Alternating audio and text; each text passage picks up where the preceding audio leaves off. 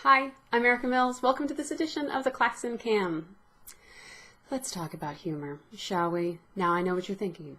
You're sitting there like, you know what, Erica? I don't have time. I don't have time to think about humor. I have a very long to-do list. I know that. I know you do, and that's exactly why I want to take a teeny bit of time to talk about humor, because it's December. Right? December tends to get a little hairy, a little frantic, your stress level goes up, right? So it's true for you, it's true for me, it's true for everybody. So then think about what happens when somebody comes into your day and they make you smile or they make you laugh, right? Makes you feel awesome. And since we are always looking for ways to make the people who also care about our cause feel awesome, humor is something to pause, to think about, to just ask the question about, are there opportunities to intentionally incorporate it into what you're already doing? So I'm not saying to add to that long to-do list, simply to perhaps rethink what's on the to-do list. Let me give you two examples that might spark something for you or inspire you. So the first comes from Team Read, which is an organization that provides services so that kids can give kids the gift of reading. They do this through peer-to-peer tutoring programs. Wonderful organization. They historically have been pretty serious, right? If you describe them as an organization, they cite a lot of statistics. They do an incredible job with research and evaluation, which is great.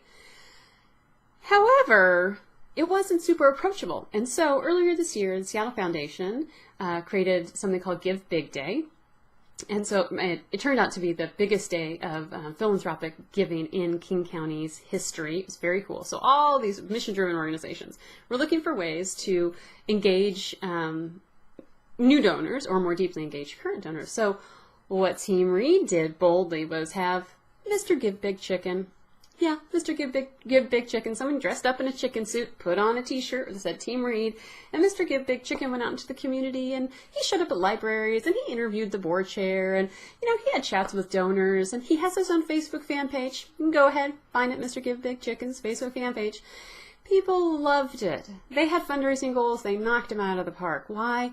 Because there was something so unusual and funny about Mr. Give Big Chicken that people could connect with him. Therefore, they connected with the organization and the cause and the mission and were inspired to give. So that's one example from Team Read.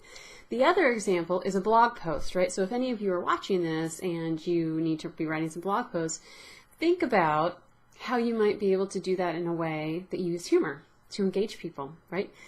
So there's an organization called GRIST, and I was reading one of their blog posts the other day that made me laugh so hard I actually had some tears.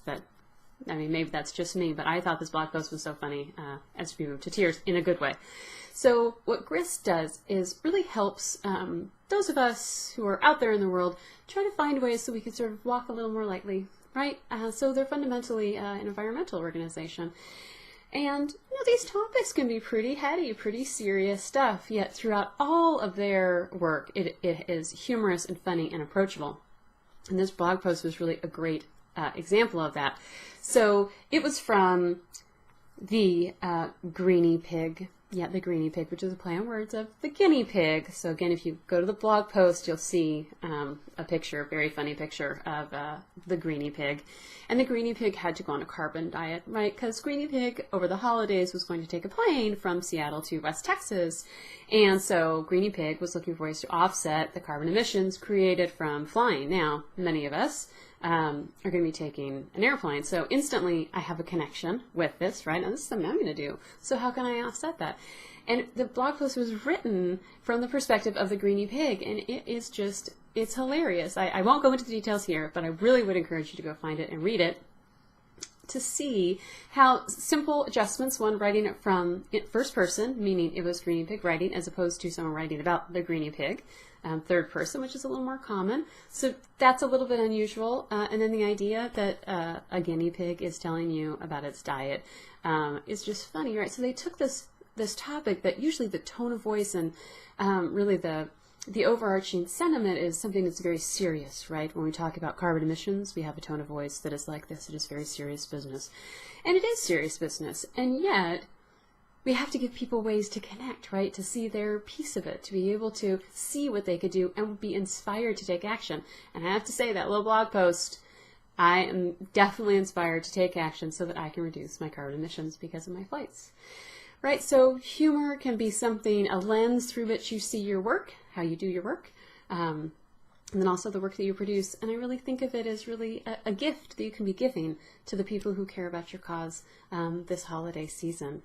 So see what you come up with. Go back to that to-do list now. I know it hasn't gotten any shorter while you've been watching this. Thanks for watching. Tell me how it goes, and I'll see you next month.